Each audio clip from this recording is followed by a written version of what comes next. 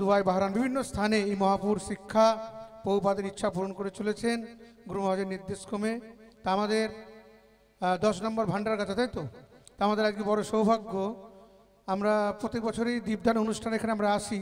তো এই বছর প্রভুর বিশেষ করুণা আমাদের প্রতি বর্ষিত হয়েছে, ভান্ডার গাছার প্রতি, যে প্রভু কৃপা করে এবার সময় দিয়েছেন।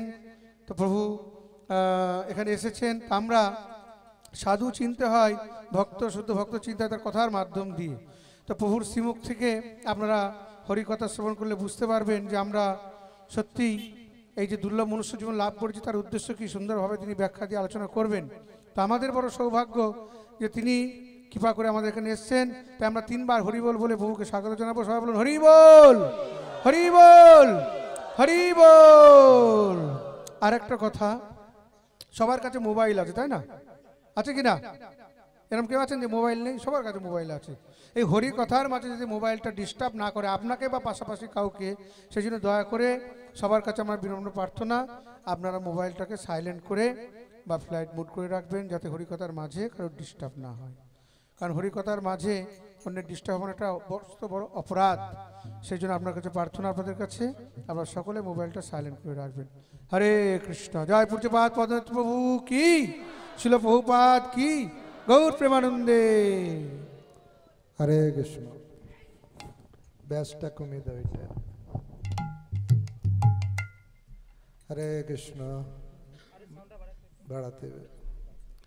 জয় রাধা মাধব কুঞ্জ বিহারী, জয় রাধা মাধব কুঞ্জ বিহারী, জয় রাধা মাধব কুঞ্জ বিহারী, জয় রাধা মাধব কুঞ্জ বিহারী, গোপী জন বল্লভ গিরিবরধারী, গোপী জন বল্লভ গিরিবরধারী, যশোদানন্দন ব্রজ জনরঞ্জন, যশোদানন্দন ব্রজ জনরঞ্জন, যশোদানন্দন ব্রজ জনরঞ্জন, যশোদানন্দন ব্রজ জনরঞ্জন, যমুনা তীর বনচারী, যমুনা তীর বনচারী, জয় রাধা মাধব কুঞ্জ বিহারী, রাধা মাধব কুঞ্জ বিহারী। হরে কৃষ্ণ হরে কৃষ্ণ কৃষ্ণ কৃষ্ণ হরে হরে, হরে রাম রাম রাম হরে হরে, हरे कृष्णा कृष्ण कृष्णा हरे हरे, हरे राम राम राम हरे हरे। हरे कृष्ण कृष्ण कृष्ण हरे हरे, हरे राम राम राम हरे हरे, हरे कृष्ण कृष्ण कृष्ण हरे हरे, हरे राम राम राम हरे हरे। राधा माधव राधा माधव राधे, राधा माधव राधा माधव राधे, गौरनिताय गौरनिताय गौरनिताय जय गौरनिताय, जय गौरनिताय गौरनिताय गौरनिताय जय गौरनिताय।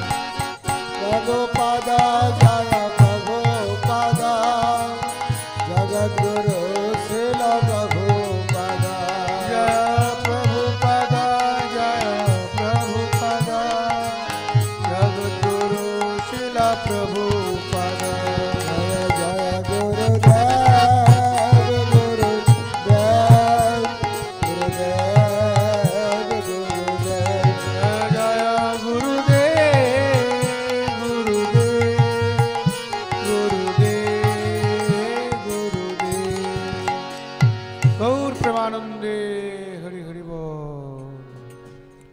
শুধু গ্রামবাসী ভক্তবৃন্দ সকলে চলে আসুন।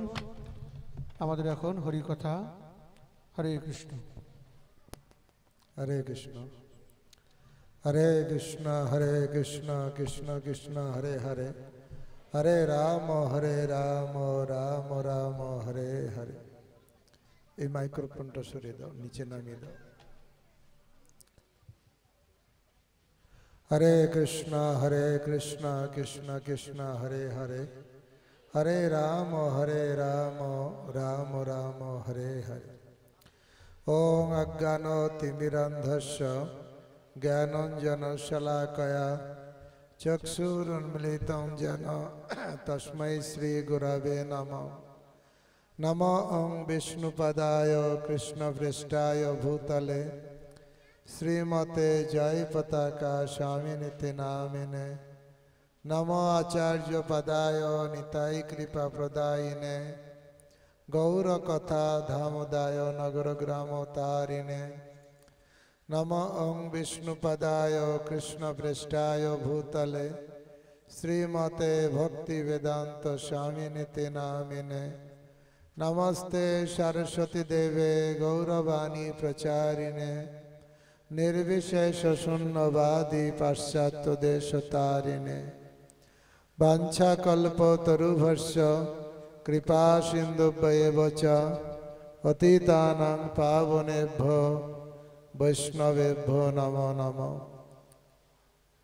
जय श्री कृष्ण चैतन्य प्रभु नित्यानंद श्री अद्वैत गदाधर शिवासादि गौर भक्त वृंद। हरे कृष्ण कृष्ण कृष्ण हरे हरे हरे राम राम राम हरे हरे। माइक मैन बेस्टा कमिए देवे।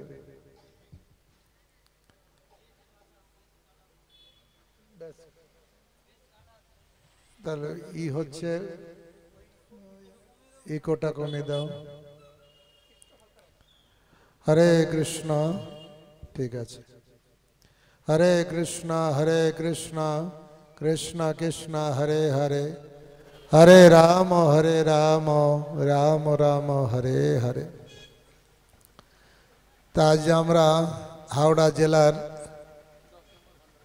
10 নম্বর ভান্ডারগাছি, হ্যাঁ,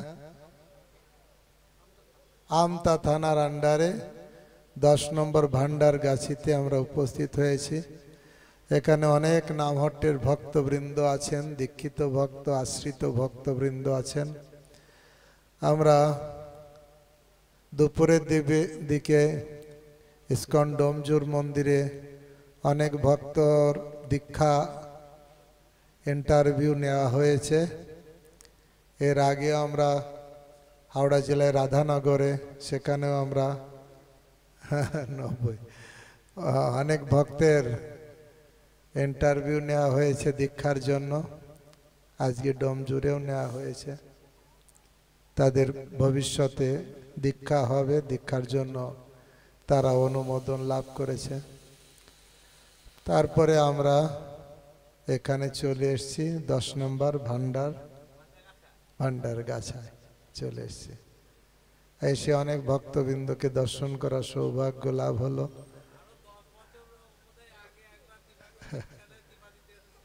দশ বছর আগে বলছে, আমি ভুলে গেছি, 10 বছর আগে এসেছিলাম বলছে এখানে।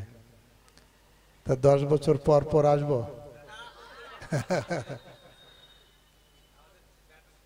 যাক, সুন্দর অনুষ্ঠানের আয়োজন করেছেন ভক্তবৃন্দ অনেকে। তা আমরা এসে পূজ্যপাদ পাণ্ডব হরির প্রভুর কণ্ঠে ভজন হরিনাম শ্রবণ করলাম। এখন আমরা কিছু ভগবানের কথা আলোচনা করব। আলোচনা শুরুতে আমি আমার পরমারাধ্য গুরুদেব ছিল জয় পতাকা স্বামী গুরু মহারাজের চরণে দণ্ডবত প্রণাম নিবেদন করে গুরুদেবের কৃপা আশীর্বাদ করুণা প্রার্থনা করছি। এরপরে আমি আমার পরম গুরুদেব ছিল অভয় চরণারবিন্দ ভক্তিবেদান্ত স্বামী ছিল প্রভুপাদ, যিনি সারা পৃথিবী জুড়ে ভগবানের বাণী প্রচার করেছেন, তার চরণে দণ্ডবত প্রণাম নিবেদন করে তার কৃপা আশীর্বাদ করুণা প্রার্থনা করছি। উপস্থিত ভক্তবৃন্দ যারা এখানে উপস্থিত হয়েছেন এবং যেসব ভক্ত অনলাইনে সোশ্যাল মিডিয়ার মাধ্যমে দূর দূরান্ত থেকে ভগবানের কথা শ্রবণ করছেন, সবার চরণে আমি দণ্ডবত প্রণাম নিবেদন করে সবার কৃপা আশীর্বাদ করুণা প্রার্থনা করছি।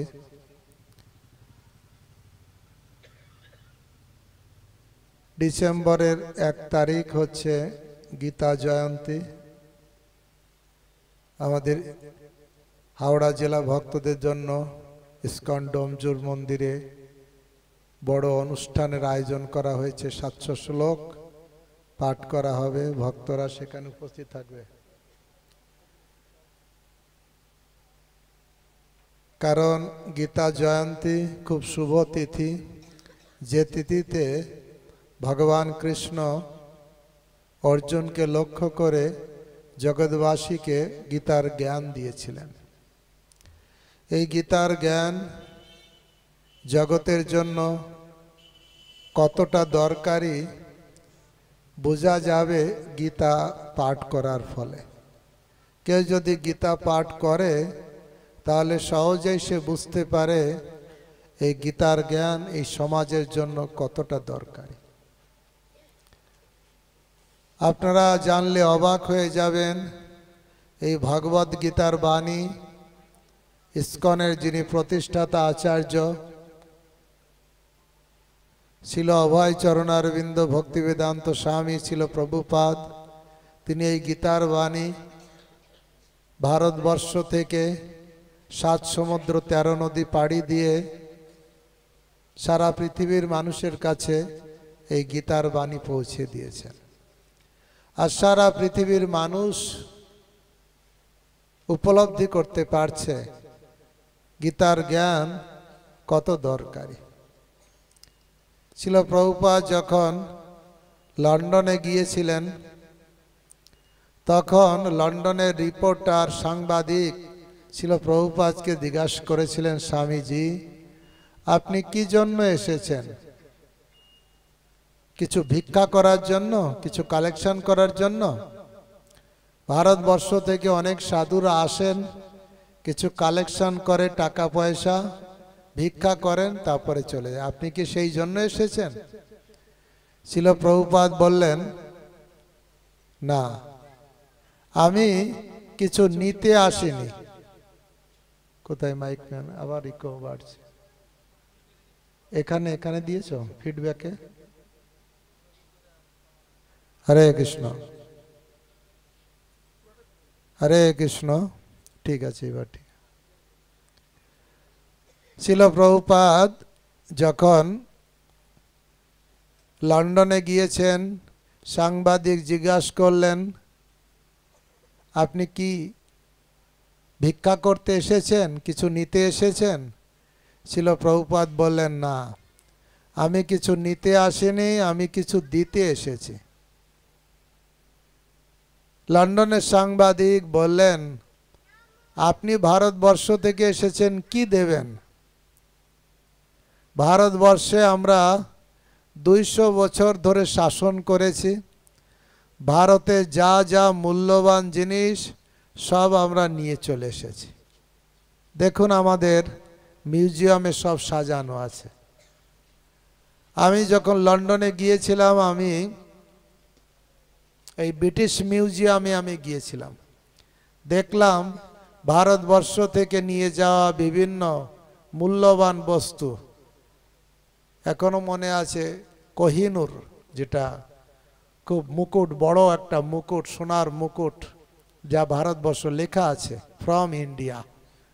আবার কোথাও লেখা আছে মূল্যবান জিনিস মণিমাণিক্য ফ্রম সাউথ আফ্রিকা।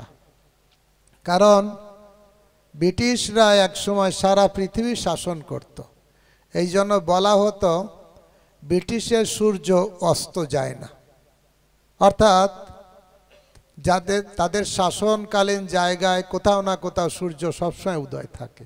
এই জন্য বলা হতো ব্রিটিশের সূর্য অস্ত যায় না। আর এখন সারা পৃথিবীর সেই শাসন আর নেই, এমনকি ব্রিটিশের দেশে এমন এমন মেঘলা দিন হয়, কয়েক দিন কয়েক সপ্তাহ সূর্যের মুখ দেখতে পায় না, তখনই সূর্যের উদয় হয় না। তা পরিস্থিতি পরিবর্তনশীল। শিল প্রভুপাদ বলেছিলেন, আপনারা সব কিছু নিয়ে এসেছেন মূল্যবান জিনিস, কিন্তু একটা জিনিস আনতে ভুলে গেছেন। কি জিনিস আমরা আনতে পারিনি? সেটা হচ্ছে বৈদিক জ্ঞান, গীতা ভাগবতের যে জ্ঞান, এই জ্ঞান আপনারা নিয়ে আসেননি। আপনারা নিয়ে এসেছেন টাকা পয়সা, ধন দৌলত, সোনা দানা, অনেক কিছু নিয়ে এসেছেন, কিন্তু এর থেকেও মূল্যবান যে জিনিস সেটা আপনারা নিয়ে আসেননি, ওইটাকে দেওয়ার জন্য আমি এসেছি। আমি কিছু নিতে আসিনি, আমি কিছু দিতে এসেছি। ছিল প্রভুপাদের কথা শুনে ওরা অবাক হয়ে গেল। আমি যখন গেলাম লন্ডনে, দেখলাম বড় বড় মন্দির ইস্কনের, ব্রিটিশের বুকে সেইখানে, হ্যাঁ লন্ডনের বুকে বড় বড় মন্দির। আপনারা শুনে থাকবেন জর্জ হ্যারিসনের কথা, বিশ্ববিখ্যাত গায়ক, যার নিজস্ব বাগান বাড়ি, কয়েকশো একর জমি লন্ডনে ইস্কনকে দিয়ে দিয়েছেন। আর সেখানে মন্দির হয়েছে, নাম হয়েছে ভক্তি বেদান্ত ম্যানর, ছিল প্রভুপাদের নাম অনুসারে সেই জায়গার নাম। সুন্দর মন্দির, সেখানে হাজার হাজার ভক্ত আসেন। জন্মাষ্টমীতে প্রায় 60,000 70,000 লোক উপস্থিত হয়। আপনারা জানলে অবাক হবেন, এখানের জন্মাষ্টমীতে হিন্দুরা যেতে চায় না, আর সেখানের জন্মাষ্টমীতে 60,000 70,000 লোক, মানে কি সবই হিন্দু ঘর থেকে এসছে? না, বিরাট বড় জায়গা, তারা আসে। আপনারা শুনলে আরো অবাক হয়ে যাবেন। আপনারা এখন ইউটিউবে নিজের চোখেও দেখতে পারবেন। রাধানাথ মহারাজ অ্যাট ইউকে পার্লামেন্ট, এরকম যদি লিখবেন দেখবেন পার্লামেন্ট, যে ইউকের পার্লামেন্ট থেকে সারা পৃথিবী শাসন হতো, সেই পার্লামেন্টে আমাদেরই ইস্কনের একজন আচার্য, নাম হচ্ছে রাধানাথ স্বামী মহারাজ, তিনি সেখানে যে হরি কথা বলছেন, আর পিন ড্রপ সাইলেন্টে পার্লামেন্টের মিনিস্টাররা শুনছেন। আর কথাগুলো শুনলে আপনি অবাক হয়ে যাবেন যে সারা পৃথিবী যারা শাসন করত তারাও এখন গীতার জ্ঞান শুনছে। এই গীতার জ্ঞান গিয়েছে ভারতবর্ষ থেকে। আর ছিল প্রভুপাদ বারবার বলতেন, ভারতবাসীরা কত দুর্ভাগা, আপন ধন বিলিয়ে দিয়ে পরের দ্বারে ভিক্ষা করে। নিজের ধন সম্পদ যা ছিল বিলিয়ে দিয়েছে, এখন ভিখারি হয়েছে, অন্যের কাছে হাত পাচ্ছে। আজ ভগবদ গীতার জ্ঞান শুধু আমেরিকায় নয়, শুধু ইউকেতে নয়, শুধু রাশিয়া নয়, চীনের যেখানে কমিউনিস্ট কান্ট্রি এখনো চলছে, সেখানেও গীতার জ্ঞান ব্যাপক আকারে প্রচার হচ্ছে। রাশিয়ায় যেখানে কমিউনিস্ট কান্ট্রি, যেখানে ধর্ম মানতে চায় না, ধর্ম মনে করে আফিং, আর তারই সেইখানেই ছিল প্রভুপাদের গীতার জ্ঞান কত সুন্দরভাবে প্রচার হয়েছে। আপনারা শুনলে অবাক হবেন, রাশিয়ার বুকে লেনিনগ্রাদ বলে, যেখানে লেনিনের মৃত শরীর সংরক্ষণ করা আছে, সেখানে যত মানুষ যায়, পরিসংখ্যানে তাই বলছে, তত মানুষ আমাদের মস্কোর হরে কৃষ্ণ সেন্টারে যায়। তাহলে সেটা যত ফেমাস কমিউনিস্ট কান্ট্রিতে লেনিনগ্রাদ, তার থেকে সেই রকমই ফেমাস হয়ে গেছে এখন হরে কৃষ্ণ মন্দির। কেন? তারা গীতার জ্ঞান পেয়েছে। আপনারা শুনলেন আপনারা জানেন নিশ্চয়ই, কিছুদিন আগে পার্লামেন্টে এ বিষয় নিয়ে আলোচনা হচ্ছিল। আপনারা আরও মনে করতে পারেন যখন লালু প্রসাদ যাদব পার্লামেন্টে মিনিস্টার ছিলেন, পরবর্তীকালে তো বিভিন্ন অবস্থার পরিবর্তন হয়েছে, কিন্তু তিনি যখন মিনিস্টার ছিলেন, সম্ভবত রেলমন্ত্রী, তখন এই কথা উঠেছিল রাশিয়ায় তখন ইসকনের প্রচার খুব তুঙ্গে চলছে। রাশিয়ার কিছু বিধর্মীরা তারা কোর্টে কেস করেছে এই রাশিয়ার বুক থেকে ভগবদ গীতা ব্যান্ড করতে হবে, এখানে গীতার জ্ঞান চলবে না, এই গীতা মানুষকে বিভ্রান্ত করছে, এই গীতা যেন রাশিয়ায় না থাকে। তারা কোর্টে কেস করেছে, আর সেই অনুসারে আলোচনা হতো আমাদের পার্লামেন্টে, এবং প্রতিদিন আমার মনে আছে আমি খেয়াল করে দেখতাম আনন্দবাজার বা বর্তমান পেপারে প্রতিদিন এর আপডেট হতো, কি হচ্ছে। লাস্টে কি হলো, পার্লামেন্টেও তারা অবজেকশন করলো, না গীতার জ্ঞান কোথাও কোনো দেশে ব্যান্ড হওয়া উচিত হবে না। কিন্তু ভক্তগণ জানলে অবাক হবেন, সেই কোর্ট থেকেই রায় হলো না, রাশিয়ার বুকে ভগবদ গীতার জ্ঞান বাদ যাবে না। কেন? ওই রাশিয়ানি হাজার হাজার লোক তারা কোর্টে অ্যাপ্লাই করলো যে না, এত সুন্দর জ্ঞান এ যেন ব্যান্ড না হয়, বাদ না পড়ে, এবং তাতেই সবার কথা শুনে, সব কিছু শুনে, যুক্তি সব কিছু শুনে কোর্ট থেকে রায় দিল না, রাশিয়ার বুকে এই ভগবদ গীতার বাণী বন্ধ হবে না, থাকবে। শুনলে অবাক হবেন, রাশিয়ায় যখন গর্বাচভ যে প্রেসিডেন্ট ছিলেন, তখন কমিউনিস্ট কান্ট্রিতে কেউ ধর্ম করতে পারত না। শিল প্রভুপাদ রাশিয়ায় গিয়েছিলেন, একদিনের ভিসা পেয়েছিলেন। কয়দিনের? একদিনের মাত্র, কারণ তার বেশি ভিসা দেয়নি রাশিয়ান গভর্নমেন্ট। সাধুর ড্রেস পরে আমাদের দেশে যাবে না, একদিনের মাত্র ভিসা দিয়েছিলেন, আর উনি একদিনই রাশিয়ায় গিয়েছিলেন। একদিনেই একজন ভক্তকে প্রচার করেছিলেন, তাকে প্রিচিং করলেন, তাকে দীক্ষা দিলেন, তাকে রান্না করার পন্থা দেখালেন, কিভাবে ভোগ লাগাতে, সব একদিনে দেখিয়ে। তার নাম হলো অনন্ত শান্তি দাস। তাকে একদিনেই দীক্ষা দিলেন। আমাদের দীক্ষা পেতে গেলে কতদিন লাগে? কমপক্ষে 1 বছর। কিন্তু শিল প্রভুপাদ ওই একদিনের ভিতরেই তাকে দীক্ষা দিলেন, কারণ উনি জানতেন যে ওনার ভিতরে কি পার্টস আছে।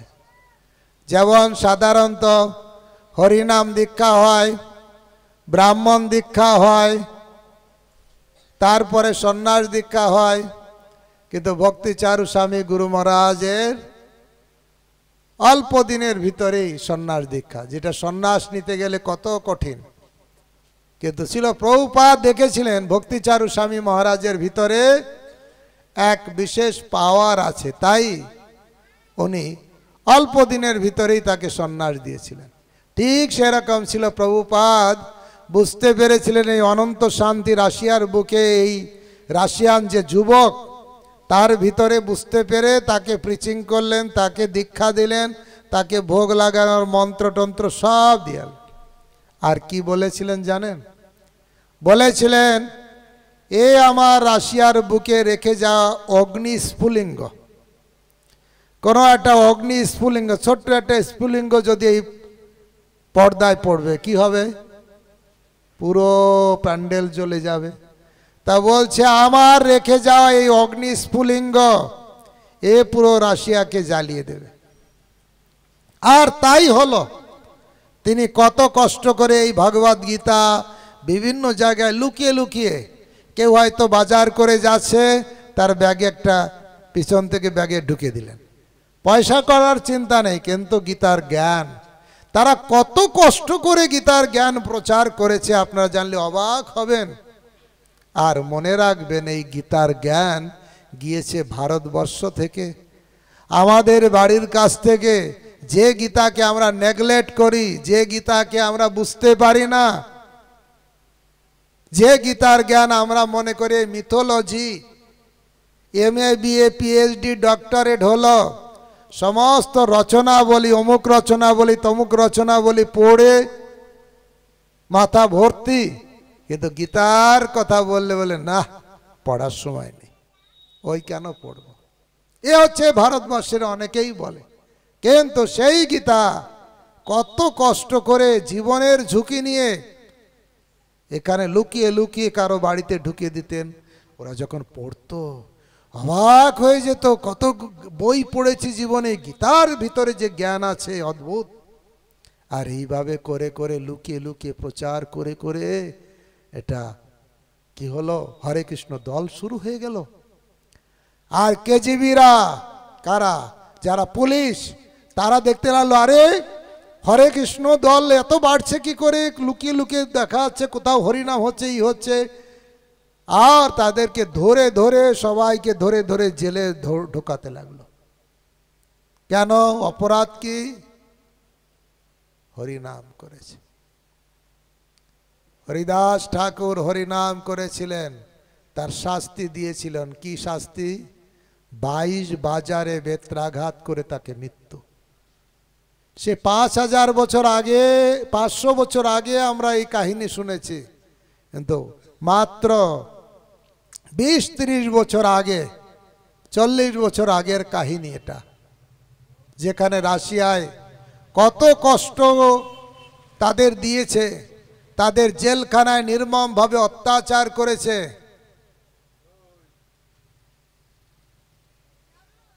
নির্মমভাবে অত্যাচার করেছে,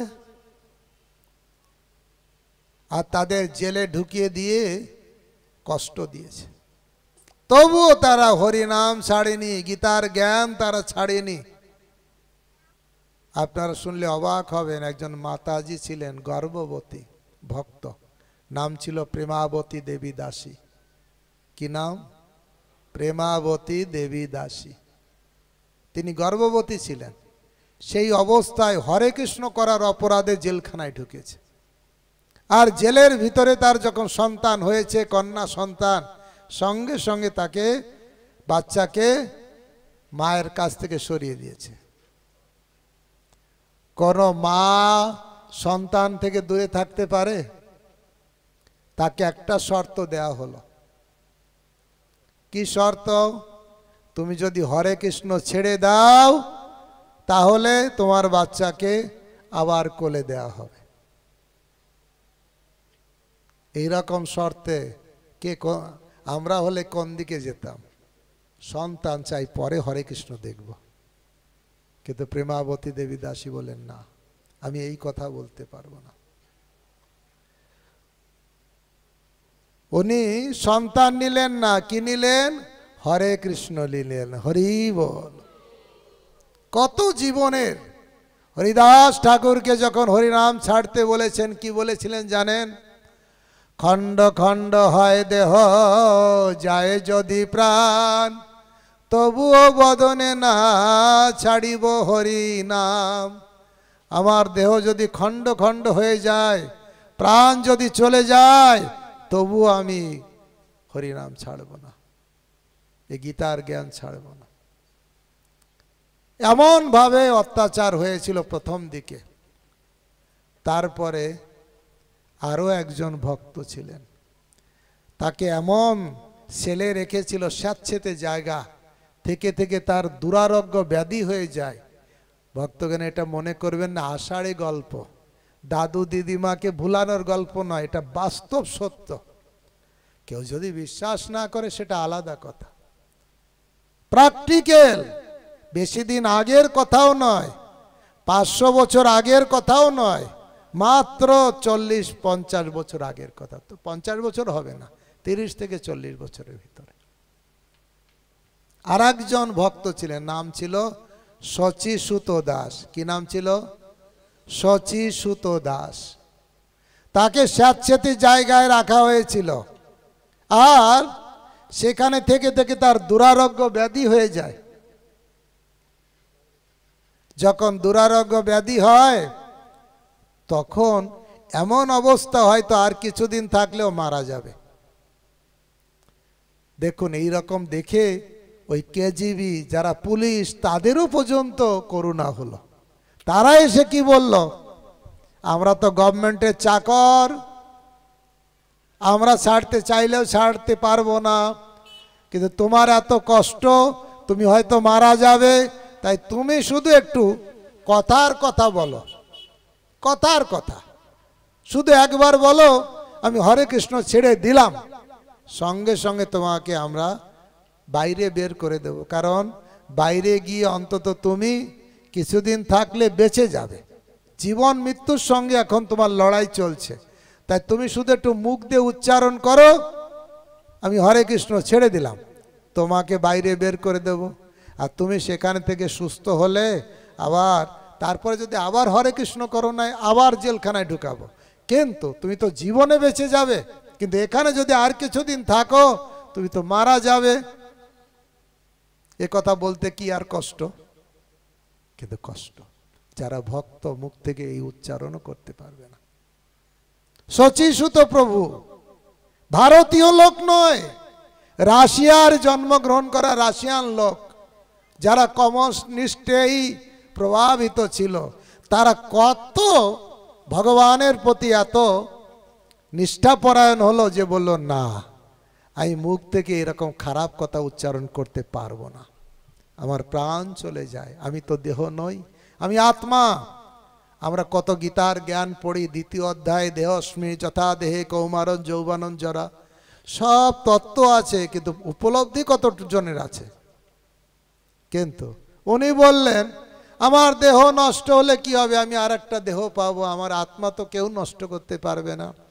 ন হন্যতে হন্যমানে শরীরে, শরীরটাকে মারলেও আমি আমার আত্মাকে কেউ মারতে পারে না। আর উনি বললেন, আমি এই খারাপ কথা মুখ থেকে বলবো না। সত্য কথা, এই বানানো গল্প নয়। এখনো আপনারা একটা বই পাবেন মায়াপুরে, সল্টেড ব্রেড, সল্টেড ব্রেড, নোনতা রুটি, কিভাবে নোনতা রুটি খেয়ে খেয়ে থাকতেন, কিছু খেতেন না, শুধু রুটি।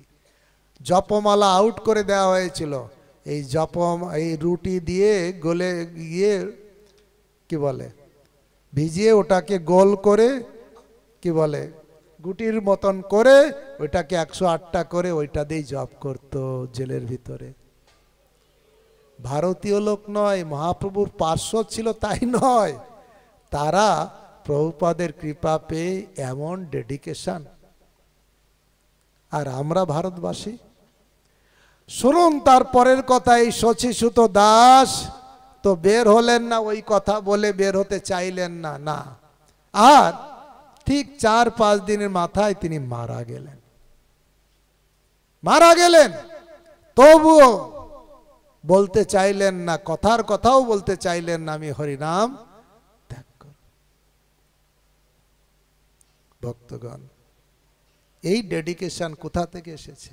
ছিল প্রভুপাদের লেখা, ছিল ভগবদ গীতা যথাযথ তারা পড়েছে, শ্রীমদ্ ভাগবত পড়েছে, চৈতন্য চরিতামৃত পড়েছে, তারা জীবনের উদ্দেশ্য মূল্যায়ন বুঝতে পেরেছে। আমাদের কেন ওই ঐকান্তিকতা হচ্ছে না? আমরা গীতার জ্ঞান নেই না। কত কত গল্পের কথা বলে বলে মাথাটা জ্যাম করে দিয়েছে, কিন্তু গীতা যে বৈদিক জ্ঞান, যে ভগবানের স্বয়ং মুখনিসৃত বাণী, তার উপরে আমাদের বিশ্বাস নেই। কোথাকার কে অমুক তমুক কিছু লিখে দিয়েছ, তাই পড়তে পড়তে দিন রাত চলে যাচ্ছে, বইয়ের পোকা হয়েছে, কিন্তু গীতার জ্ঞান একটু মাথায় ঢুকলো না। তাই শিল প্রভুপাদ বলতেন, আপন ধন বিলিয়ে দিয়ে পরের দ্বারে ভিক্ষা করে। আপনারা যাবেন লন্ডনে, দেখবেন যে গুরুকুল আমরা ত্যাগ করে দিয়েছি, যে গুরুকুল আগে হাজার হাজার লাখ লাখ গুরুকুল ছিল এই ভারতবর্ষে, কোথায় ছিল? ভারতবর্ষে, ইতিহাস বলছে। কিন্তু যখন মোগলরা এসেছেন, যখন ব্রিটিশরা এসেছেন, তখন থেকে শুরু হয়েছে উচ্ছেদ। ব্রিটিশরা যখন এসেছে তখন তো একদম পুরোপুরি ভাবে গুরুকুলটাকে উঠিয়ে দিয়েছে। না, গীতার জ্ঞান চলবে না, ভাগবতের জ্ঞান চলবে না, শাস্ত্র জ্ঞান চলবে না, বিলাতি শিক্ষা দিতে হবে, নাই তো শিক্ষিত বলে পরিগণিত হবে না। এমন এমন বিশেষ বিশেষ লোককে বিলাত থেকে এনেছে, তাদের শুধু টার্গেট দিয়েছে ভারতের কৃষ্টি কালচার ঐতিহ্যকে শেষ করে দিতে হবে। ভারতের যে জ্ঞান, এই জ্ঞান থেকে ভারতবাসী লোকদের দূরে সরে নিতে হবে।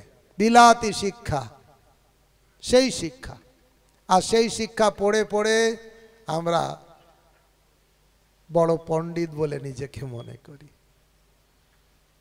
আসল জ্ঞান গীতা ভাগবতের জ্ঞান। নালন্দা বিশ্ববিদ্যালয়ের কথা তো কারো আর অজ্ঞাত নেই। কি জ্ঞান সেখানে না ছিল! জ্যোতিষবিদ্যা, অমুক বিদ্যা, তমুক বিদ্যা কারা ধ্বংস করলো? ব্রিটিশরাও আসলো, আমাদের জ্ঞান কারা ধ্বংস করলো?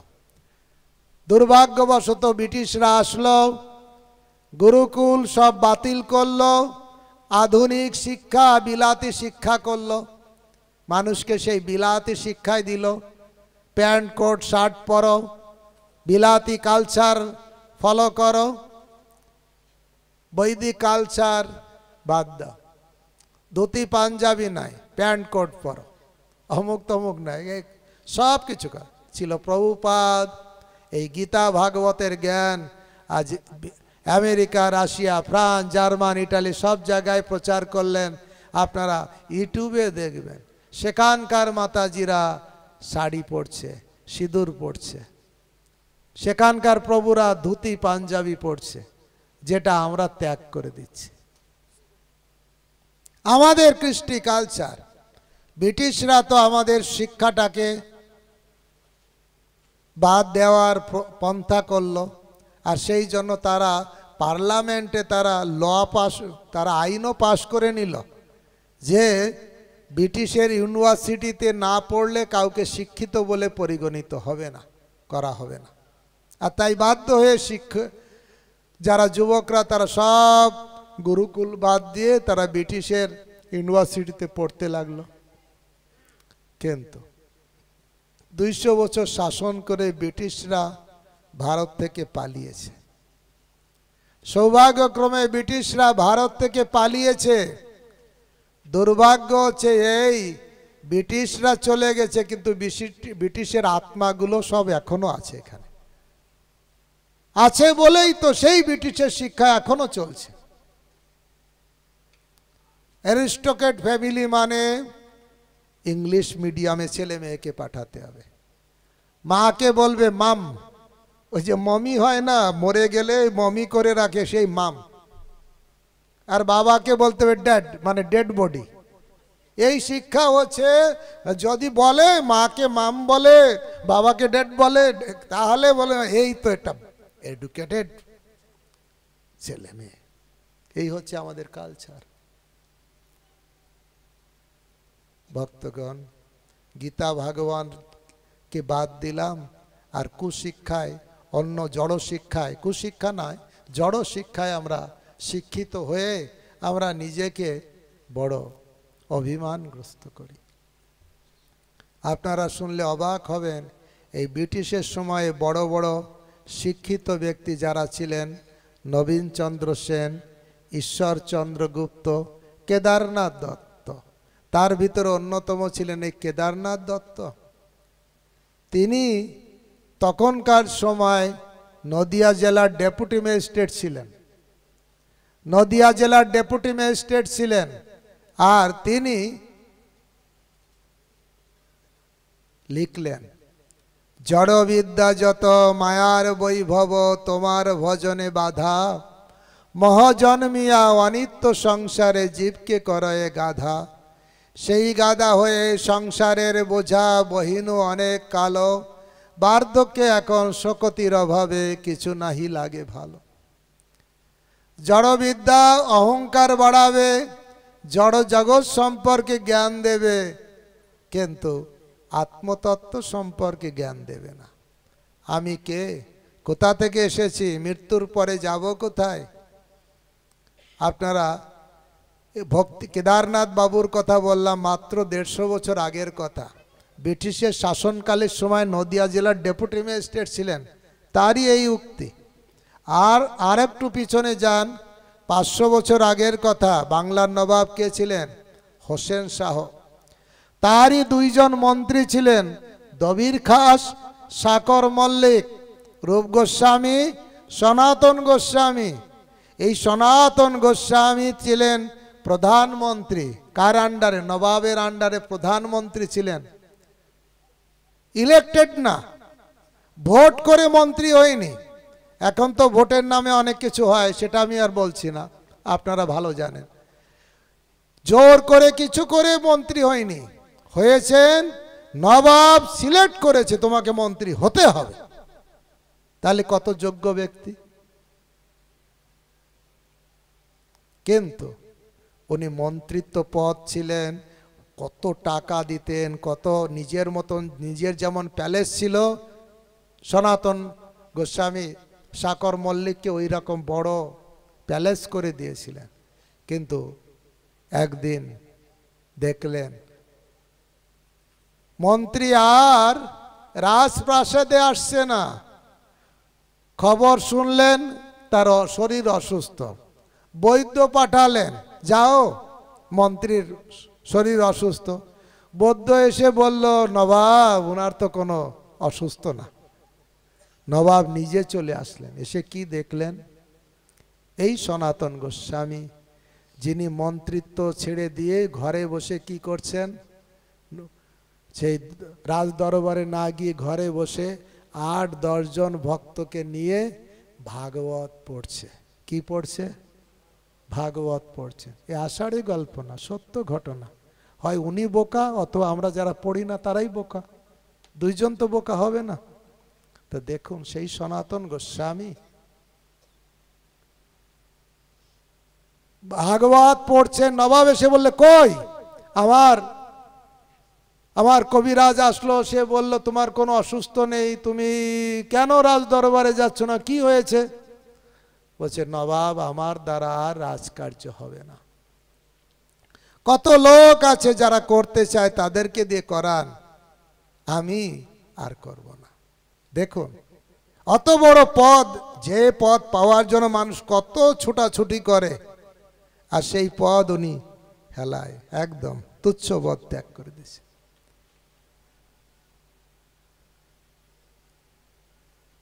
ত্যক্তা তরুণম অশেষ মণ্ডলে শ্রেণীর সদা তুচ্ছবৎ, ভূত্তা দীন গণেশ কৌ করুণায়া কৌপিন কান্থাশ্রিত, গোপী ভাব রসামৃত লব্ধ হরি, বন্দে রূপ সনাতন রঘু যুগ শ্রীজীব গোপালক।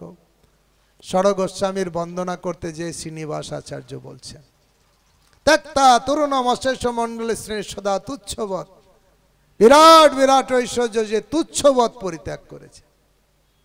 কেন? কি রসের আস্বাদন পেয়েছেন, কি আনন্দ আস্বাদন পেয়েছেন?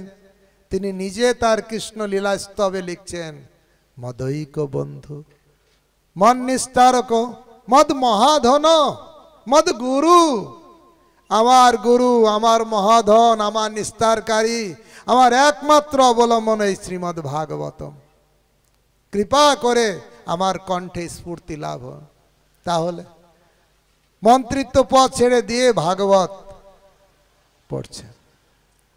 বৈদিক জ্ঞান কত উন্নত। আমরা আসার সময় আলোচনা করছিলাম, যারা জাগতিক জ্ঞানও পেয়েছে, পারমার্থিক জ্ঞান পেয়েছে, তারা দুটোর ডিফারেন্স বুঝতে পারে, তাই কি না?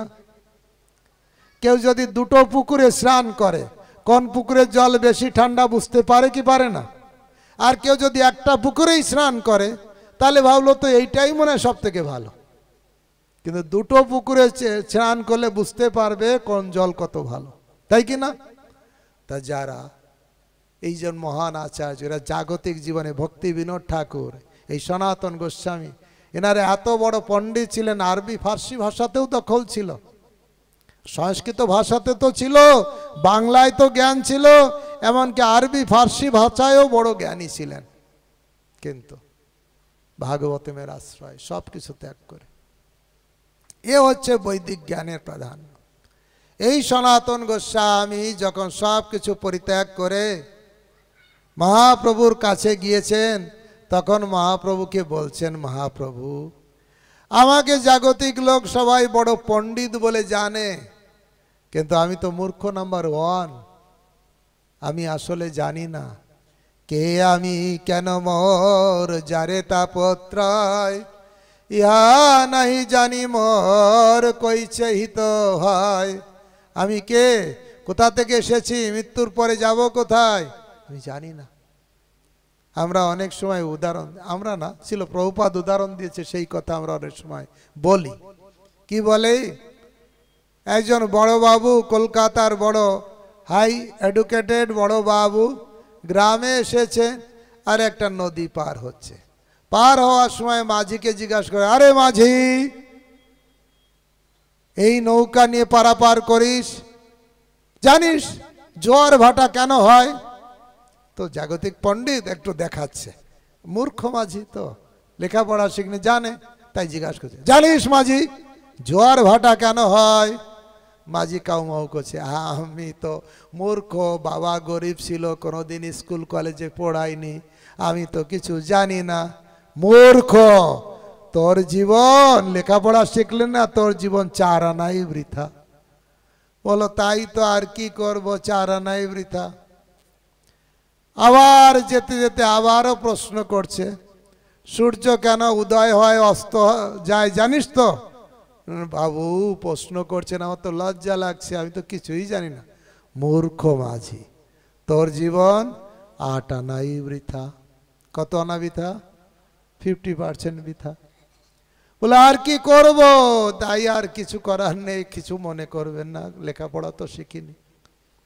চলতে চলতে আবারও জিজ্ঞাসা করছে, বাতাস কেন প্রবাহিত হয় জানিস তো? না না না বাবু, এত প্রশ্ন করছেন, আমার তো কিছুই জ্ঞান নেই।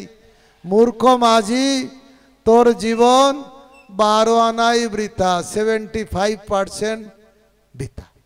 জন্ম নিলি 75% বৃথা। তাহলে আর কি করা যাবে? চলতে চলতে যখন একটু এগোয়েছে, দেখছে জোরে জোরে বাতাস বইছে, মেঘ কালো হয়ে আসছে। তখন মাঝি বাবুকে প্রশ্ন করছে, বাবু বাবু আপনাকে একটা প্রশ্ন করব? বল মাঝি, বল মাঝি, কি চা? জি বাবু, আপনি সাঁতার জানেন তো? তখন বললো, না না না, আমি তো সাঁতার জানি না।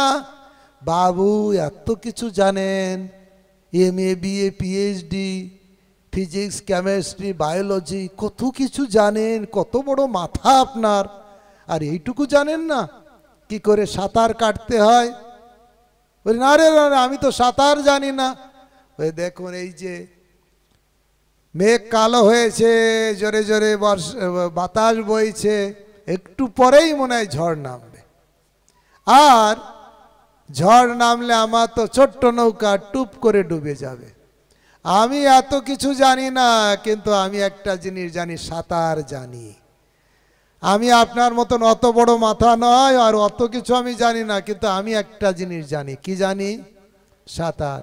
তাই আমি বেঁচে যাব, আমি সাঁতার কেটে ঠিক বেঁচে যাব। আর আপনি এত কিছু জানেন, এত বড় মাথা, আর আপনি সাঁতার জানেন না, তাহলে আপনাকে কি হবে? এখানে ডুবে মরতে হবে।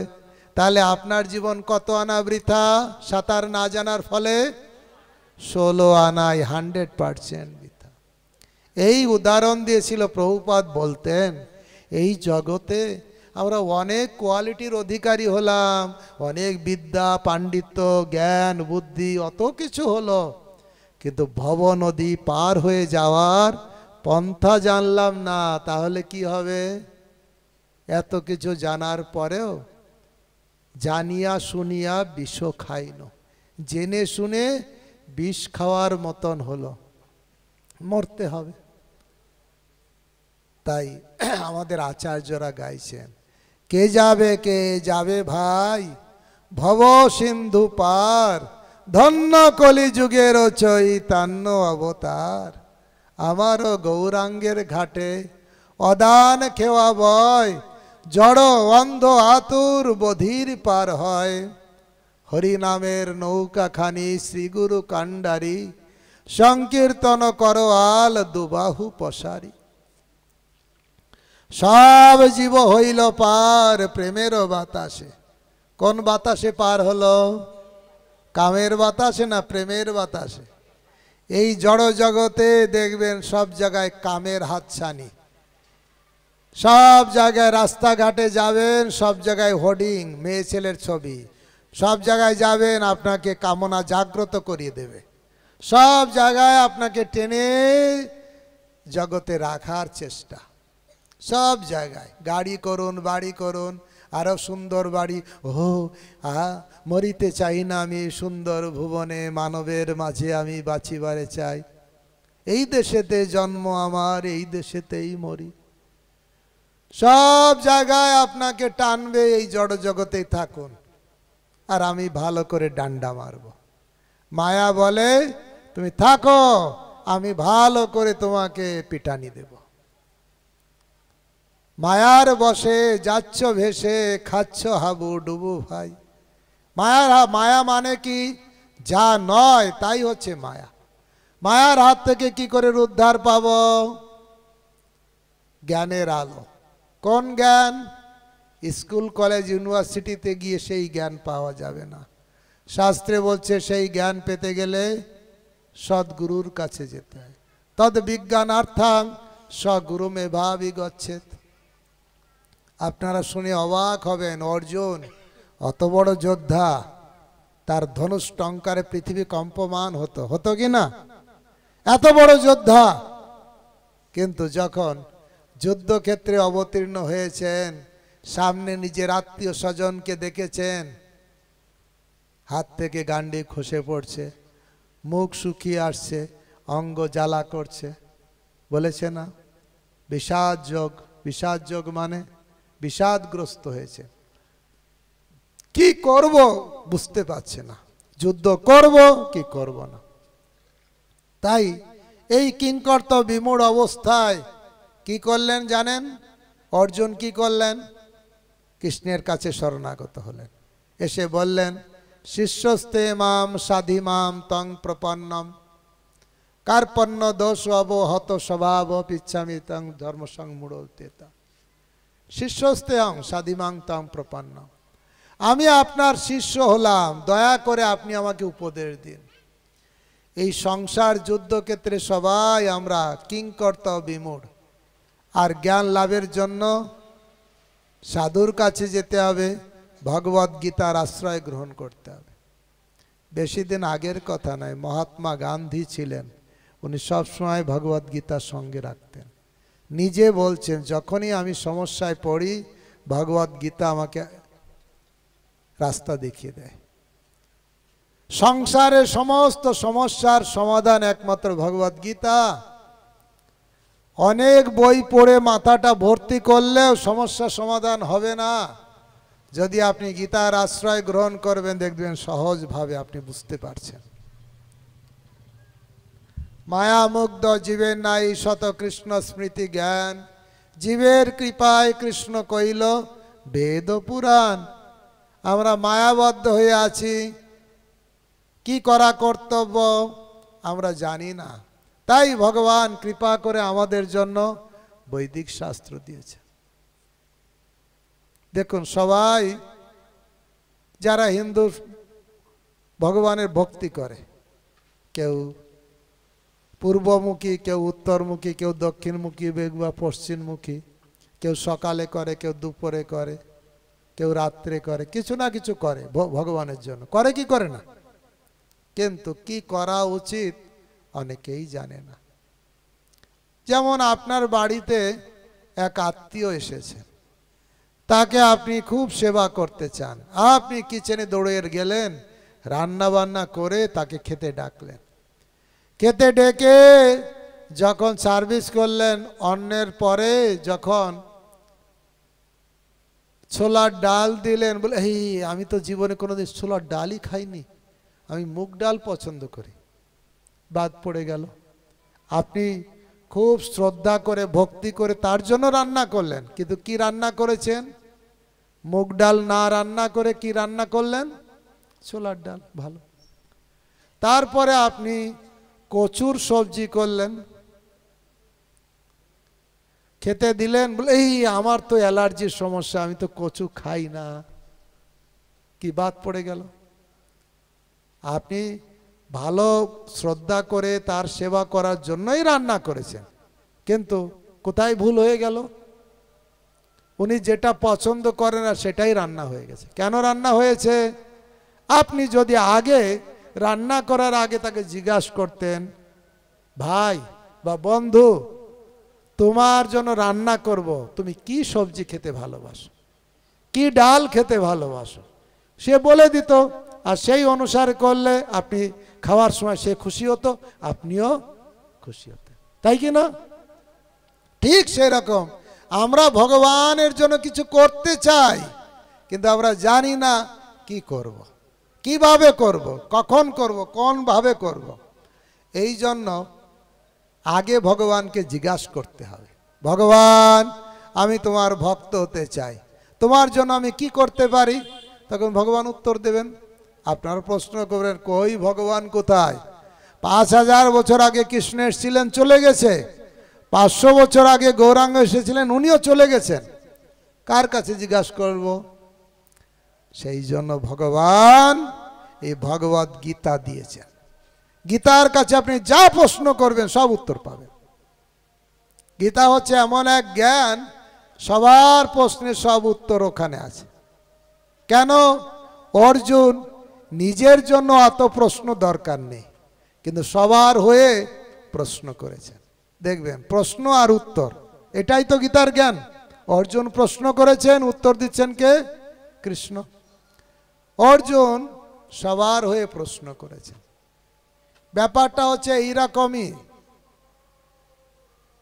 যখন আপনি টিভিতে দেখবেন একজনই রিপোর্টার একজন ক্যান্সার স্পেশালিস্ট ডাক্তারকে ডেকেছেন টিভি চ্যানেলে, জিজ্ঞাসা করছেন ক্যান্সার কেন হয়, হলে কি করতে হয়, কিভাবে সমাধান করা যায়, যাতে ক্যান্সার না হয় তার জন্য কি কি আগের থেকে প্রস্তুতি নেওয়া যায়।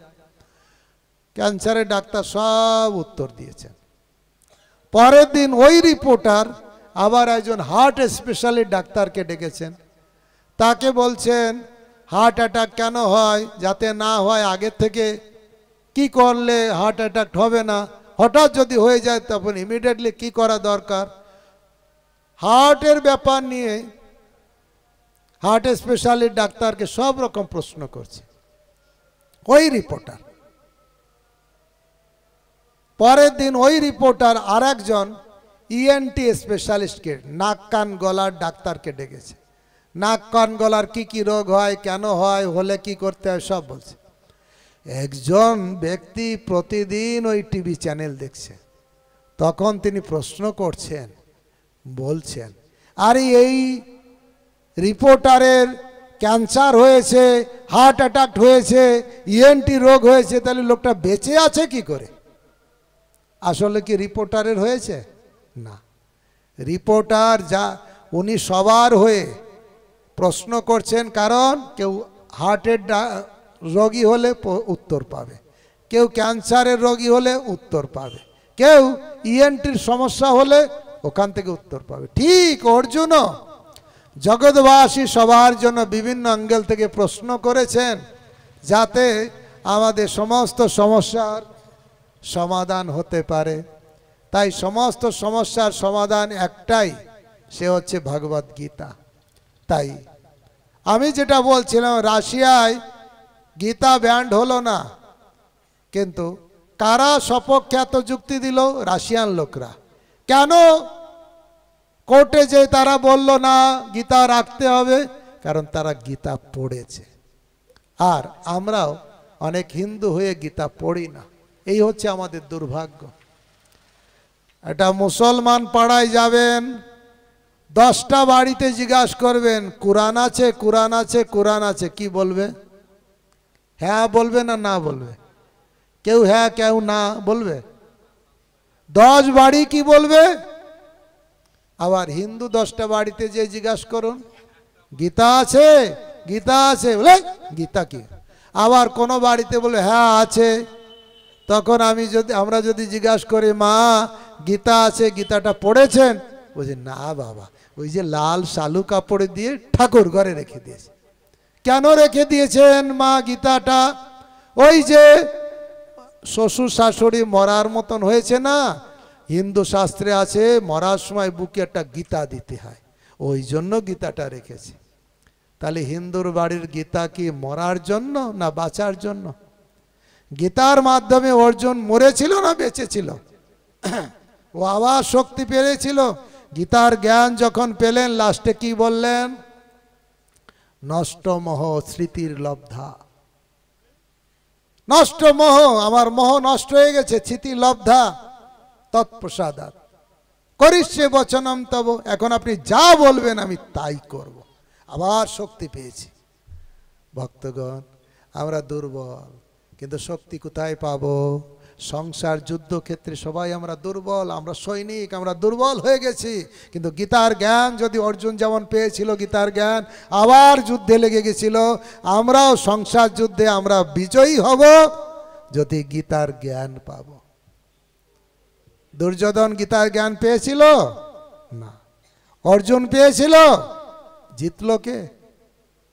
তা সংসার যুদ্ধক্ষেত্রে যদি জয়ী লাভ করতে চাই আমরা, আমাদের অবশ্যই ভগবদ গীতা পড়তে হবে। তাই ভগবদ গীতার জয়ন্তী আসছে 1 ডিসেম্বর। এখন থেকে সবার বাড়িতে বাড়িতে গীতা পৌঁছে দেওয়ার ব্রত নিন। আপনি যদি মানুষকে উপহার দিতে চান, কোনো বন্ধু বান্ধব আত্মীয় স্বজনকে উপহার দিতে চান, কিছু দেবেন 2 দিন পরে নষ্ট হবে, একটা কাপড় দেবেন 2 দিন পরে নষ্ট, কিন্তু একটা গীতা জ্ঞান দেবেন, একদম বংশ পরম্পরা ক্রমে তাদের জ্ঞান কাজে লাগবে। ছেলে পড়বে, বাবা পড়বে, ছেলে পড়বে, নাতি পড়বে, গীতার জ্ঞান এ নিত্যকাল, এর কোনো চেঞ্জেবল নাই, একই জ্ঞান। তাই ভক্তগণ, গীতার বাণী প্রচার করা দরকার। কারণ কৃষ্ণ গীতাতে নিজেই বলেছেন, হে অর্জুন, আমার এই গীতার জ্ঞান যে প্রচার করে তার মতন প্রিয় আমার কেউ নেই, কেউ ছিল না, আর ভবিষ্যতে কেউ হবেও না। কে আমার সব থেকে প্রিয়? যে আমার এই গীতার বাণী প্রচার করে। তাই ভক্তগণ, প্রত্যেক হিন্দু বাড়িতে গীতা থাকা দরকার, পড়া দরকার, ভগবানের মুখ নিঃসৃত বাণী। তাই আসুন এই গীতার বাণী আমরা সবার কাছে প্রচার করি, প্রসার করি, সবার ঘরে ঘরে পৌঁছে দিই। হরে কৃষ্ণ কৃষ্ণ কৃষ্ণ হরে হরে, হরে রাম রাম রাম হরে হরে। সবাইকে অনেক অনেক ধন্যবাদ। আমরা আজকে আবার কলকাতায় ফিরে যাব, কালকে ওখানে প্রোগ্রাম আছে, এই জন্য আপনাদের এই পর্যন্ত থাকলো। এরপরে কিছু প্রশ্ন আছে? নেই মনে হয় প্রশ্ন। এরপরে সুজয় মাধব প্রভু আছেন, আপনার প্রশ্ন উত্তর দেবেন, বা সন্ধ্যা আরতি সবাইকে খুব নিত্য কীর্তন করাবেন। তারপরে সবার জন্য তো প্রসাদ আছে। হরে কৃষ্ণ। হরে কৃষ্ণ। কারো কোনো প্রশ্ন আছে যা এত সময় আপনারা শুনলেন, তার উপর কোনো প্রশ্ন মন্তব্য?